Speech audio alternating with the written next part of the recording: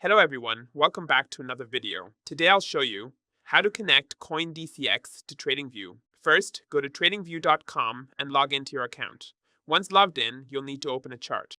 By default, you can tick the products option at the top of the page to launch a chart, or use the search bar to select any market and tick Launch Chart. When the chart opens, click on the trading panel option in the bottom left corner of the screen, then select Show All Brokers to view the list of brokers supported by TradingView. Next, search for CoinDCX in the broker list using the search bar. You'll notice that CoinDCX does not appear, which means it cannot be directly connected to TradingView.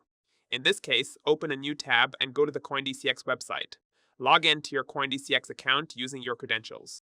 After logging in, return to TradingView and open the cryptocurrency charts you want to analyze. Use TradingView's technical analysis tools to identify potential trades.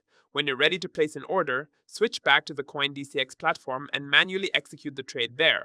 This method allows you to use TradingView for chart analysis while placing trades directly on CoinDCX, even though a direct integration isn't available. If you found this video helpful, don't forget to like and subscribe.